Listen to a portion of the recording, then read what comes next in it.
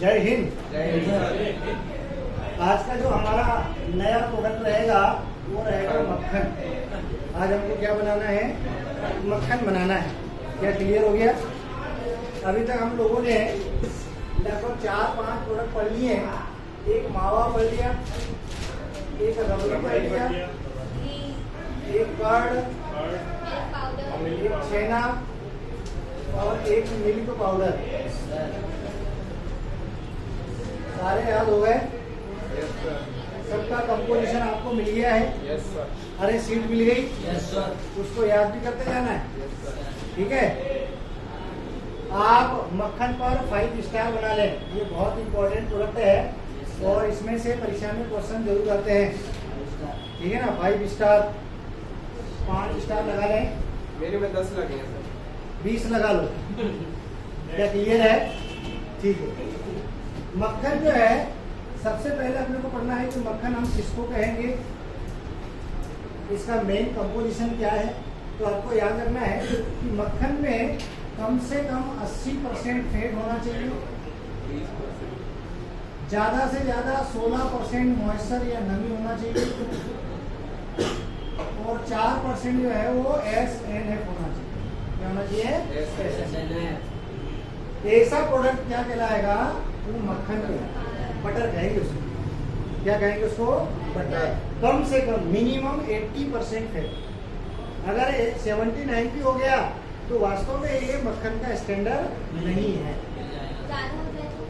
ज्यादा हो जाए बहुत अच्छी बात है, ज्यादा हो जाए तो बहुत अच्छी बात है, लेकिन 80 से कम नहीं होना चाहिए। स्टैंडर्ड की बात कर रहे हैं।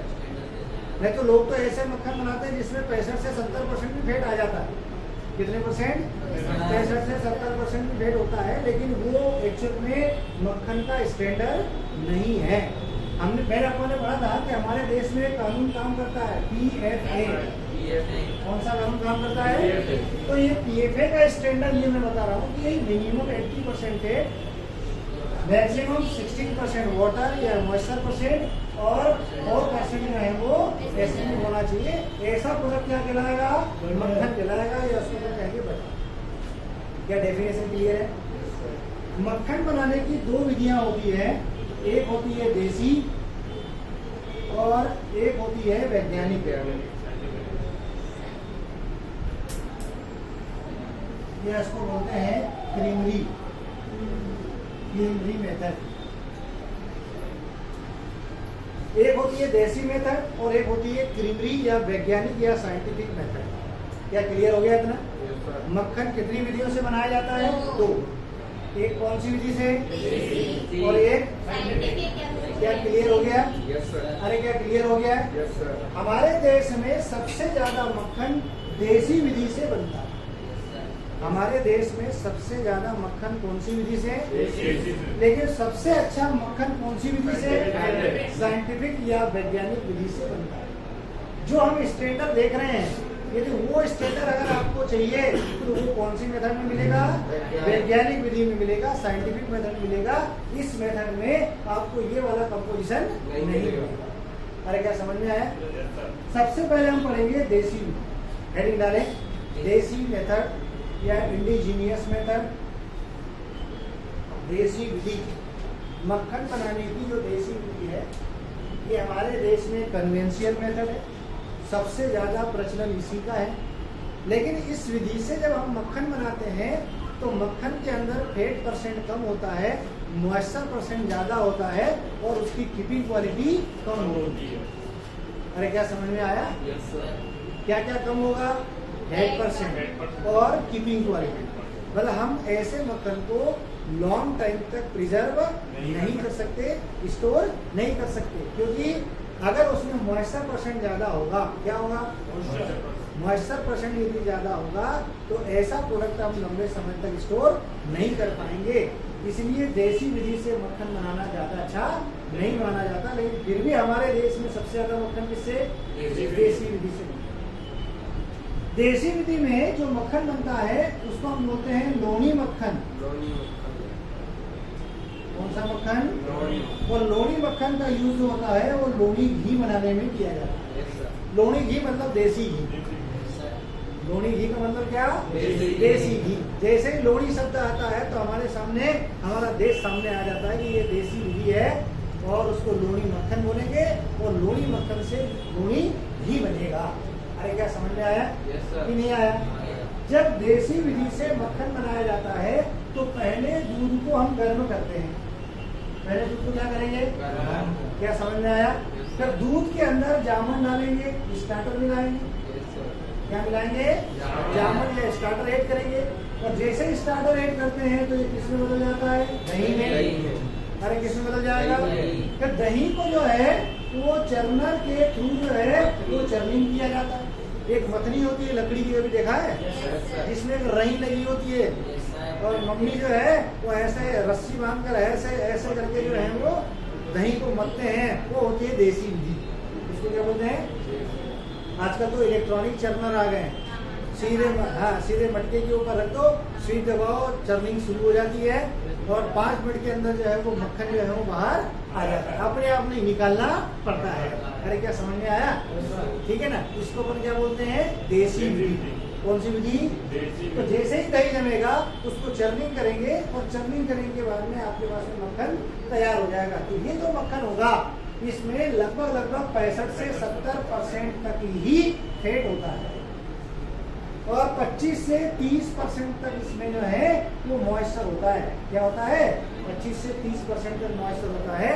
इसलिए देसी विधि से जो मक्खन बनता है उसमें पानी की मात्रा ज़्यादा होने के कारण उसकी स्टोरेज कैपेसिटी या कीपिंग क्वालिटी बहुत कम होती है, और ऐसे मक्खन जल्दी खराब हो जाते हैं। इसको हम लॉन्ग टाइम तक जो है वो स्टोर नहीं कर सकते। क्या देसी विधि समझ में आ गई? अरे क्या देसी विधि समझ में आई? देसी विधि में मक्खन किससे बनता है? दही से। किससे बनता है? दही से बनता है। लेकिन अब हम कौन सी विधि पढ़ेंगे? वैज्ञानिक विधि, साइंटिफिक मेथड। साइंटिफिक मेथड में मक्खन बनाने के लिए किसका इस्तेमाल करते हैं? क्रीम का। अरे किसका? क्रीम समझते हो? अरे क्रीम समझते हो मेरे भाई? हाँ, दूध को हल्का गर्म करने के बाद में दूध के ऊपर वसा की एक परत लेयर आ जाती है, और उस लेयर को हम सेपरेट कर लेते हैं। वो लेयर ही क्या कहलाती है? क्रीम। उसको बोलते हैं मलाई। क्या कहते हैं मेरे भाई? हाँ, दूध पीना है बोले जरा मलाई मार के, तो वो जो मलाई होती है उसको हम बोलते हैं क्रीम। क्या बोलते हैं उसको? क्रीम। तो वैज्ञानिक विधि से मक्खन बनाने के लिए क्रीम का इस्तेमाल करते हैं, इसलिए इस मेथड को हम क्या बोलते हैं? Creamy method. क्या कहते हैं? क्रीमी या क्रीमरी मेथड कहते हैं। क्या समझ में आ गया? आपको पता होगा कि जब भी कोई काम वैज्ञानिक विधि से होता है तो पूरे सिस्टमेटिक तरीके से होता है। अरे क्या समझ में आया? जब भी कोई काम वैज्ञानिक तरीके से होता है तो वैज्ञानिक का तरीका क्या मतलब? सिस्टमेटिक तरीके से होता है। सारा काम सिस्टम से होगा, टू द पॉइंट होगा। क्या होगा? To the point. तो सबसे पहले हम क्या करेंगे? जब वैज्ञानिक विधि से मक्खन बनाएंगे तो सबसे पहले रिसीविंग द क्रीम, या हम क्रीम प्राप्त करेंगे। सबसे पहले क्या करेंगे? क्रीम प्राप्त करना। आपके पास सबसे पहले क्रीम होनी चाहिए। फिर क्रीम का मानक तैयार करना। मानक मतलब स्टैंडर्ड। मानक मतलब क्या? पहले आपको जो है उसका स्टैंडर्ड डिसाइड करना पड़ेगा कि क्रीम के अंदर इतना फैट होना चाहिए, तब जाके अच्छी क्वालिटी का मक्खन बनेगा, और उसमें 80% या उससे ज्यादा वसा की मात्रा होगी। अरे क्या समझ में आया? फिर मानक करने के बाद में फिर को हम जो है हमको उसका न्यूट्रलाइजेशन करना पड़ेगा। क्या करना पड़ेगा? हमको उसका उदासीनीकरण करना पड़ेगा। लेकिन उदासीनीकरण कब करेंगे भाई? उदासीनीकरण कब किया जाता है? न्यूट्रलाइजेशन क्यों करते हैं? जब एसिड ज्यादा होता है। क्या ज्यादा होता है?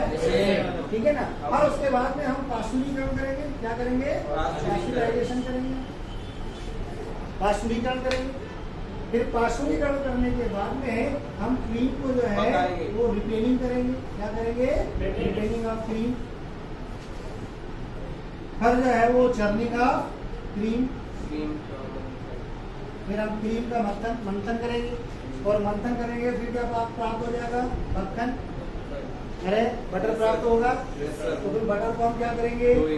क्लीन करेंगे। क्या करेंगे? क्लीन या वॉश करेंगे। क्लीनिंग या वॉशिंग करेंगे। मक्खन को धोना पड़ेगा। क्या करना पड़ेगा? फिर मक्खन को धोने के बाद में हम क्या करेंगे, हम उसमें सॉल्ट ऐड करेंगे। क्या करेंगे, सॉल्ट एडिटिंग करेंगे। हम नमक मिलाएंगे। क्या करेंगे, नमक मिलाएंगे। फिर नमक मिलाने के बाद में हम क्या करेंगे, हम वर्किंग करेंगे। क्या करेंगे, और वर्किंग करने के बाद में हम जो है वो केक बनाएंगे, टिकिया बनाएंगे। इतनी सारी प्रोसेस एक के बाद एक करनी है, तब जाके मक्खन बनेगा। क्या समझ में आ गया? क्या सारी प्रोसेस आपने नोट कर ली है क्या? अगर ये याद हो गई तो सब याद हो जाएगा। आपको ये पता होना चाहिए कि जो है वो रिसीविंग ऑफ क्रीम कैसे प्राप्त किया जाता है।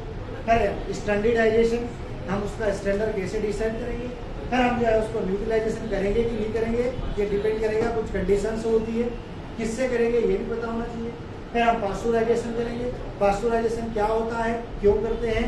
फिर जो है वो रिपेनिंग का मतलब क्या होता है, क्रीम को पकाने का क्या मतलब होता है, किससे पकाते हैं, कैसे पकाते हैं, कब तक पकाएंगे। फिर हम चर्निंग करेंगे, किससे चर्निंग करेंगे, चर्निंग के टाइम पर हमको कौन कौन सी बातें ध्यान रखनी पड़ेगी। फिर क्लीनिंग या वॉशिंग क्यों करेंगे, मक्खन को धोने की क्या जरूरत है, क्यों धोएंगे, कब धोएंगे, कैसा धोएंगे, ठीक है ना।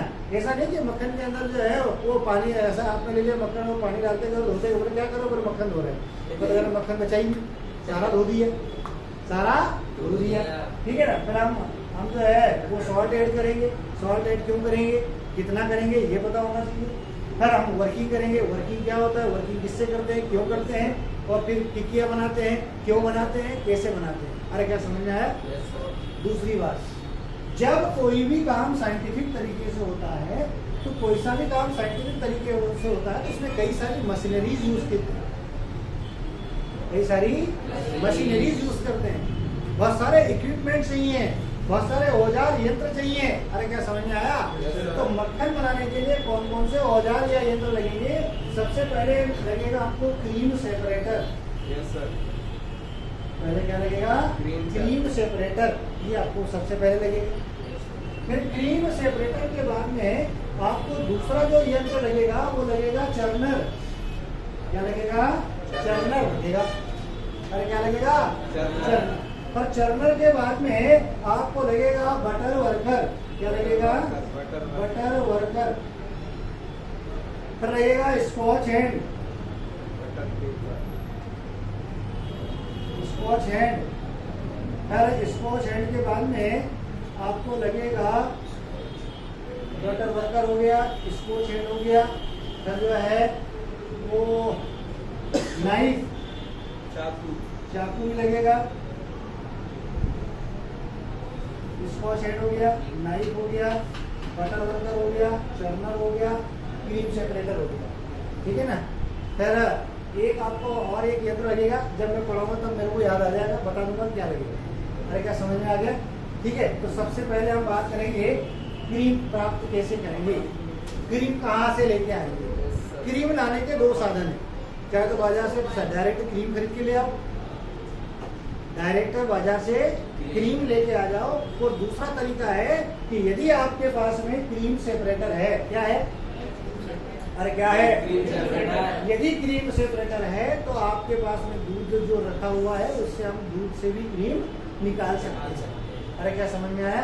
बस इतना अंतर होगा कि यदि आप बाजार से लेके आएंगे तो आपको बासी क्रीम मिलेगी, और यदि क्रीम सेपरेटर से निकालोगे तो ताजी क्रीम मिलेगी। बताओ मक्खन किससे अच्छा बनेगा, ताजी क्रीम से। मक्खन किससे अच्छा बनेगा, ताजी क्रीम से।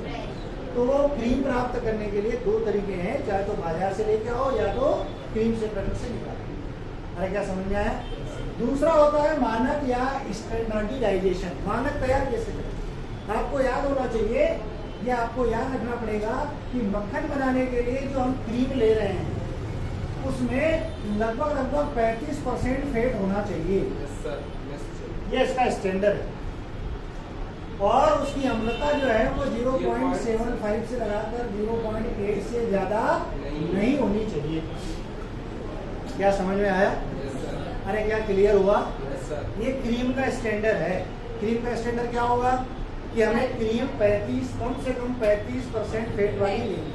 आपको पता है कि क्रीम सेपरेटर से 20 से लगाकर 85% वसा वाली क्रीम निकाली जा सकती है। किससे लगाते हैं? 20 से लगाकर 85% 20 से लगाकर 85% तक जो है वो ये कर सकते हैं। आएगा, समझ में आया यस सर कि नहीं आया? आया अरे आ गया, ठीक है।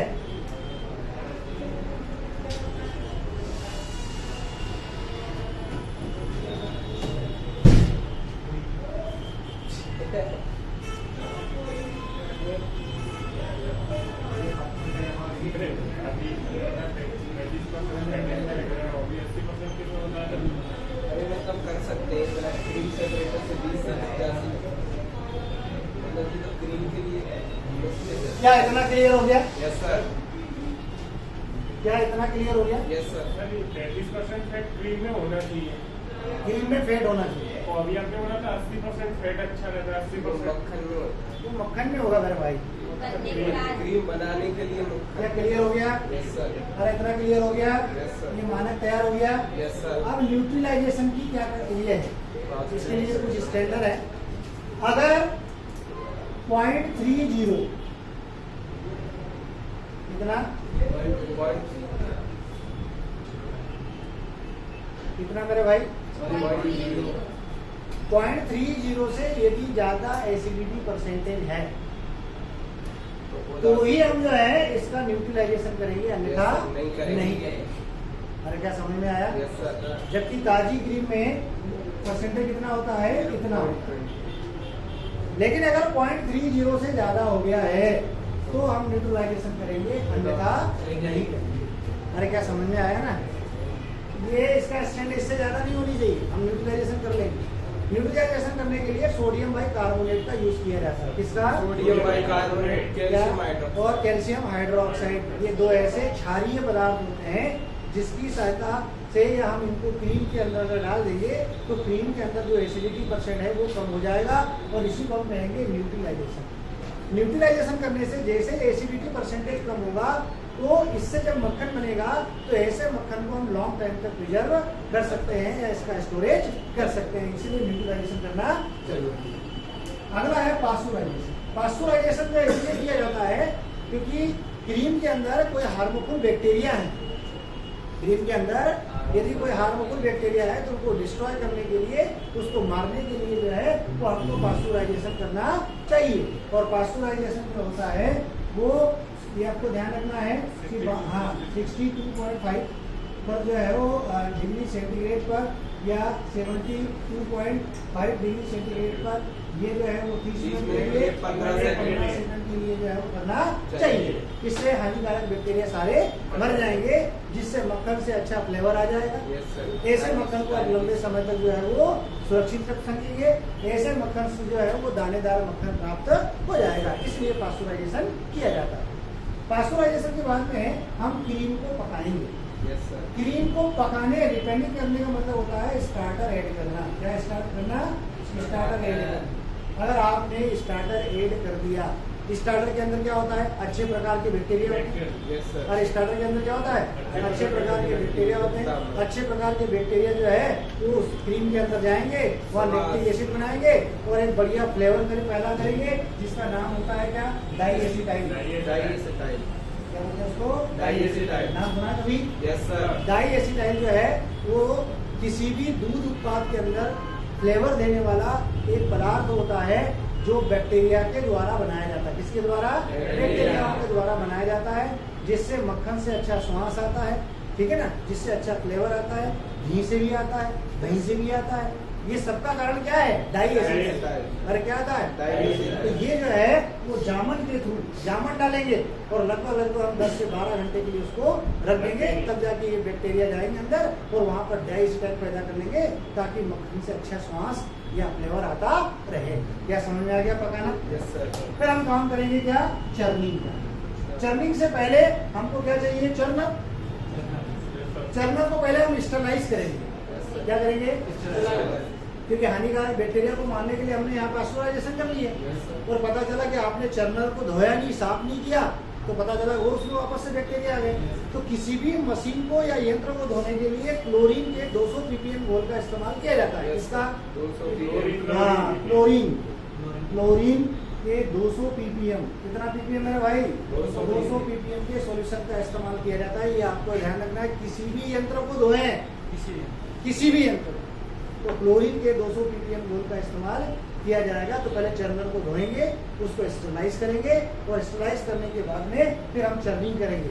तो जब चर्निंग करेंगे तो चर्नर की जो स्पीड है वो हमको याद रखनी है कि लगभग 1000 से लगाकर 2000 राउंड आरपीएम जो है इस चर्नर का होना चाहिए। कितना होना चाहिए? 1000 से लगाकर 2000 आरपीएम जो है इतना होना चाहिए। तब जाके हम जो है इस क्रीम के अंदर से मक्खन को बाहर कर पाएंगे। अरे क्या समझ में आया कि नहीं आया? और कुछ देर लगभग 3 से 4 मिनट बाद चर्निंग घुमाने करने के बाद में इसके अंदर गर्मी के दिनों में ठंडा पानी और ठंड के दिनों में गर्म पानी डालना चाहिए, जिससे मक्खन जो है वो आपस में इकट्ठा हो जाता है। एक ब्रेकिंग पॉइंट बनाने के लिए काम किया जाता है। क्या बनाने के लिए? और ब्रेकिंग पॉइंट जैसे बनता है तो मक्खन ऊपर तैरना शुरू कर देता है। जैसे मक्खन तैरना शुरू कर दे, मशीन को हटा दो और मक्खन को बर्तन में निकाल लो। निकाल लिया? अरे निकाल लिया। आपको पता है कि मक्खन बनाते समय मक्खन तो बनता है लेकिन छाछ भी बन जाती है और छाछ में एसिडिटी ज्यादा होती है। तो वही एसिडिटी या छाछ मक्खन के अंदर आएगी नहीं आएगी? अरे आएगी। तो मक्खन में से वो छाछ को निकालने के लिए आपको क्या करना पड़ेगा? वॉश करना पड़ेगा, मक्खन को धोना पड़ेगा। अब धोने के लिए क्या करेंगे? उस मक्खन के अंदर अच्छा पानी डालेंगे और उसको अच्छे से प्रेस करेंगे, दबाएंगे। तो बताओ छाछ बाहर आएगी कि नहीं आएगी? अरे आएगी। पानी निकालने के लिए पानी डालना पड़ता है। पानी निकालने के लिए जैसे मान लो यहाँ पर गंदा हो जाए थोड़ा सा, तो बताओ और गंदा पानी हो जाए तो गंदा पानी को निकालने के लिए क्या करना पड़ेगा? अच्छा, साफ पानी डालना पड़ेगा। बस ऐसा ही सिद्धांत यहाँ पर है। मक्खन के अंदर जो छाछ है, जो बटर मिल्क है, उसको निकालने के लिए आपको साफ स्वच्छ पानी डालना है और उसको अच्छे से दबाना है, प्रेस करना है। तो जितना प्रेस करोगे उतना जो है वो सारा पानी बाहर हो जाएगा, एसिडिटी कम हो जाएगी और एसिडिटी कम हो गई तो हम उसको लंबे समय तक सुरक्षित रख सकते हैं। क्या क्लियर हो गया? अरे क्या क्लियर हो गया? फिर उसके बाद में हम क्या करेंगे? नमक मिलाएंगे। कितने परसेंट? लगभग 1.5 से 2% तक। ये डिपेंड करता है, 3% तक भी मिला सकते हैं। डिपेंड ये करेगा कि आपने क्रीम को पास्चुराइजेशन किया है या नहीं किया है। लेकिन आपको ध्यान रखना है कि आपको लगभग 2% जो है वो नमक ऐड करना है। नमक ऐड करने से क्या होगा? टेस्ट बढ़ जाएगा। मक्खन कैसा हो जाएगा? सॉल्टी, नमकीन हो जाएगा। और नमकीन हो गया मतलब टेस्ट बढ़ गया। और नमक जो है वो एक प्रिजर्वेटिव का काम करता है। किसका काम करता है? तो आप ऐसे मक्खन को लंबे समय तक सुरक्षित भी रख सकते हैं, इसलिए नमक मिलाते हैं। लेकिन नमक को अच्छी तरह से, पूरी तरह से मिलाने के लिए क्या करते हैं? वर्किंग करते हैं। इसके लिए एक बटर वर्कर एक यंत्र होता है। क्या नाम? एक लकड़ी का बना होता है और लकड़ी के जितने भी यंत्र होते हैं खास करके आम की लकड़ी के बनते हैं। किसके? आम की लकड़ी के। तो ये बटर वर्कर जो होता है एक लकड़ी का बना हुआ यंत्र होता है जिसमें ये मक्खन को रख के ऐसा घुमाते हैं। तो घुमाने से उसके अंदर जितनी भी हवा और नमी होती है वो बाहर आ जाती है। और हवा और नमी को हम बोलते हैं ओवररन। क्या कहते हैं? हाँ, ओवररन। हवा और नमी का परसेंटेज क्या कहलाएगा? ओवररन कहलाएगा। और मक्खन के अंदर लगभग 15 से 20% तक जो है वो ओवररन होता है। कितने परसेंट तक? 15 से 20% तक। ठीक है ना? तो हमको इससे ज्यादा ओवररन नहीं रहने देना है, इसलिए हम क्या करेंगे? वर्किंग करेंगे। हम उसको मिलाएंगे तो नमक भी अच्छे से मिल जाएगा और हवा और नमी भी बाहर हो जाएगी और मक्खन को एक बढ़िया टेक्सचर मिल जाएगा, एक स्ट्रक्चर मिल जाएगा ताकि आप उसको आसानी से टिकिया बना पाओ। क्या बना पाओ? टिकिया। जब टिकिया बनेगी तभी तो बाजार में बिकेगा। अरे क्या समझ में आया? और टिकिया बनाने के लिए जो है एक बटर वर्कर नामक जो यंत्र होता है उसका इस्तेमाल करते हैं। लेकिन टिकिया बनाने के लिए पहले मक्खन को ठोकते हैं, पीटते हैं और पीटने के लिए स्कॉच हैंड, इसका स्कॉच हैंड का इस्तेमाल करते हैं। और इस प्रकार से जो है और नाइफ से जो है वो चाकू से 10-10, 20-20 ग्राम, 25 ग्राम, 50 ग्राम की टिकिया बना के उसके ऊपर रेपर लगा के सांची, अमूल जो भी लिखना वो लिख दो और सीधे बाजार में बेच दो। इस प्रकार से जो है वो वैज्ञानिक विधि से मक्खन तैयार किया जाता है। क्या सारी चीजें क्लियर है? यदि सारी चीजें क्लियर है तो आज के लिए बस इतना। जय हिंद।